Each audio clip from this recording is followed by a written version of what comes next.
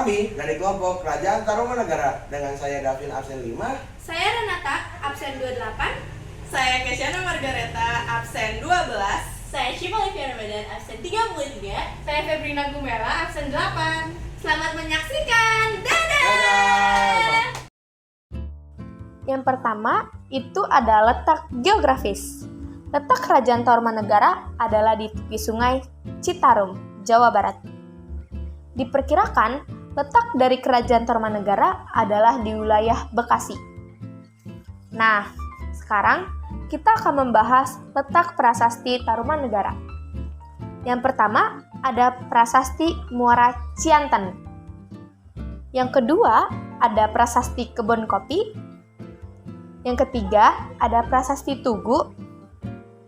Yang keempat, ada prasasti Ciarateun. Yang kelima, ada prasasti Jambu.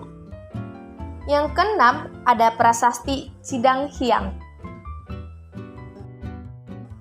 Nah, selanjutnya saya akan menjelaskan sistem pemerintahan Kerajaan Tarumanegara. Kerajaan Tarumanegara sendiri menganut sistem monarki absolut, yang dimana dipimpin oleh seorang raja yang memiliki otoritas penuh dalam menjalankan pemerintahan.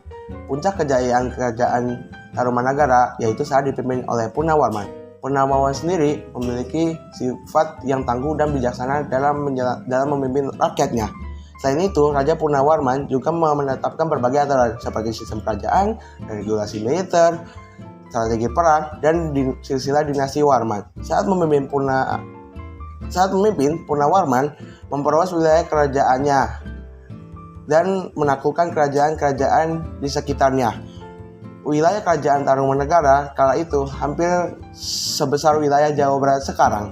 Lalu, ada 12 raja yang pernah memimpin Kerajaan Tarumanegara. 1. Jayasinga Warman dari 358 sampai 382 Masehi. Yang kedua, Dharmaya Warman 382 sampai 395 Masehi. Lalu ada Purnawarman 395 sampai 434 Masehi.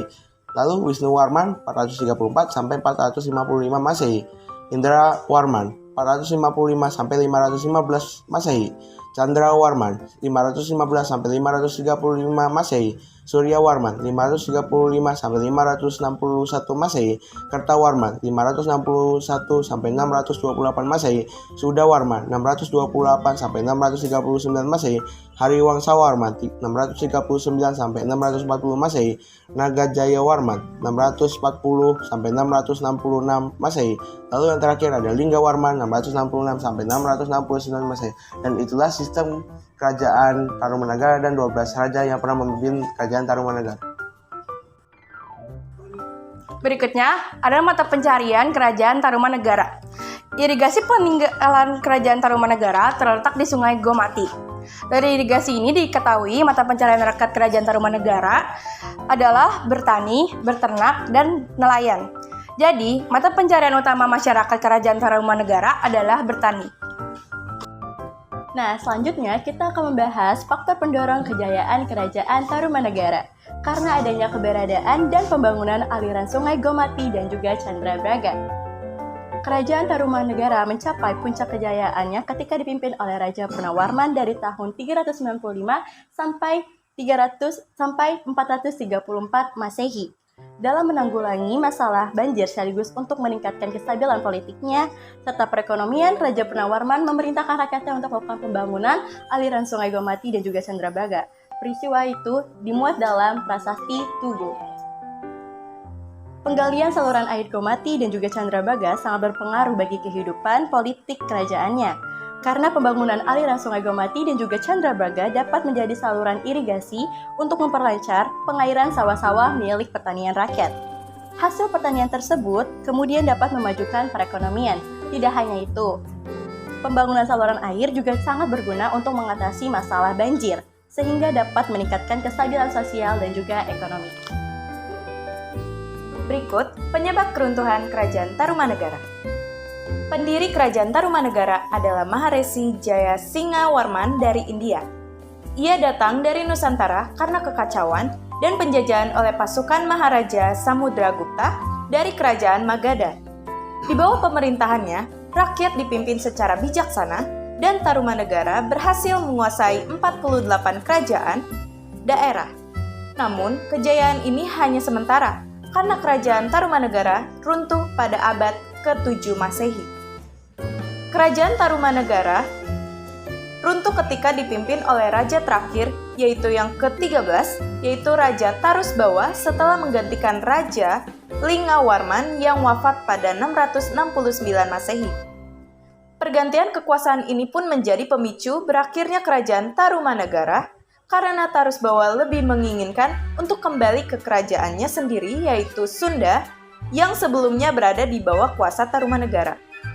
Pengalihan kekuasaan ke kerajaan Sunda ini ternyata tidak disepakati oleh kerajaan Galuh, yang akhirnya kerajaan tersebut memutuskan untuk memisahkan diri. Dengan begitu, wilayah bekas kerajaan Tarumanegara pun dibagi menjadi dua, yaitu kerajaan Sunda dan kerajaan Galuh dengan Sungai Citarum sebagai pembatasnya. Tidak hanya itu, sebab lain runtuhnya kerajaan Tarumanegara adalah karena adanya gempuran dari beberapa kerajaan yang ada di masa lampau. Terlebih, kerajaan Majapahit yang pada masa itu berperan sebagai kerajaan penting dan besar di Nusantara. Setelah Tarusbawa tidak lagi memimpin, kedudukan Raja Kerajaan Tarumanegara diambil alih oleh Sudawarman.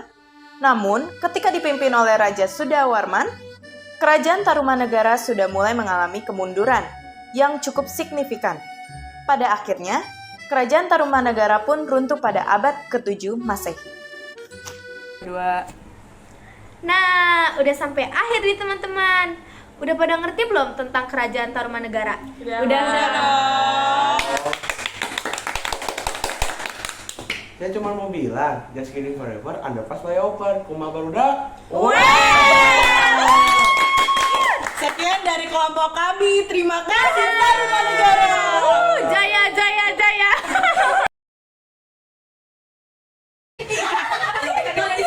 Assalamualaikum. Assalamualaikum. Dari Davin. Kita sendiri. Perkenalkan, kami dari gantian dari Davin.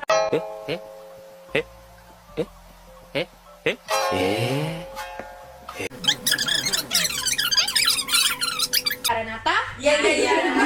gue bikin JJ. Iya. Udah pada ngerti belum semua? Nah, itu Davin aja. Nah, udah sampai akhir nih teman-teman. Ngerti belum tentang kerajaan Tarumanegara? Maaf. Akhir Kan nih. belakangnya gue ngomong Jangan- kumaha barudak well. Jangan lupa tonton berkali-kali ya.